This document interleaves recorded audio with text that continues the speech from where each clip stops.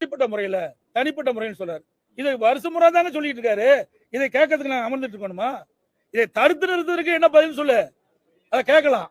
அதை விட்டுட்டு எப்பொழுது பார்த்தாலும் நாங்கள் குற்றவாளிகளை கைது செய்கிறோம். இது எல்லா ஆட்சியிலும் தான் செய்யறாங்க. இதுக்கு என்ன போய் நீங்க முதலமைச்சர் இருக்க வேண்டியது? இதை எப்படி தடுக்கப்படுவது, அதுதான் முக்கியம்.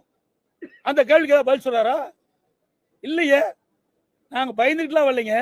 எங்களை பேச அனுமதிக்காத காரணத்தினால் நாட்டில் நிலவுகின்ற பிரச்சனையை எடுத்து சொன்னா இந்த அரசாங்கம் காலி ஆயிரும். இந்த அரசாங்கம் இருக்காது, காணாமல் போய்விடும். அதனாலதான் பயந்துகிட்டு எங்களுடைய பேச்சை கேட்க முடியல, எங்களுடைய பேசுவதற்கு அனுமதி கொடுக்கல.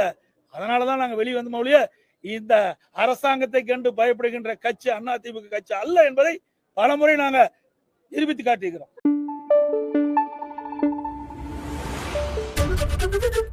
தைரியம் இருந்தால் நான் பேசும் பதிலை கேட்டுவிட்டு போக வேண்டும். உங்களுக்கு தைரியம் இருந்தால் தைரியம் ஓடுறீங்க.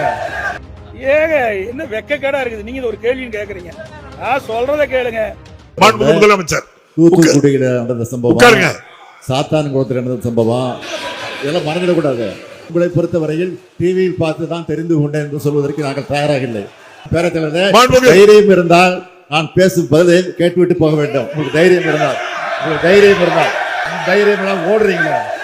அங்கொன்றும் இங்கொன்றுமாக முன்விரோதம் காரணமாக நடைபெறும் சில நிகழ்வுகளை வைத்து இந்த அரசின் மீது படி சுமத்தி அரசியல் ஆதாயம் அட்டைய நினைப்போர் சென்ற ஆட்சியில் தமிழ்நாட்டு சட்டம் ஒழுங்கு எப்படி சீரழிந்து கிடந்தது என்பதை இங்கே நான் தெரிவித்த புள்ளி விவரங்கள் அடிப்படையில் எண்ணி பார்க்க வேண்டும் என்று கேட்டு அமைகிறேன். ஏங்க என்ன வெக்கக்கேடா இருக்குது. நீங்க ஒரு கேள்வின்னு கேக்குறீங்க. நான் சொல்றத கேளுங்க. இவ்வளவு நடந்திருக்குல்ல, இதெல்லாம் என்ன சொல்றாரு?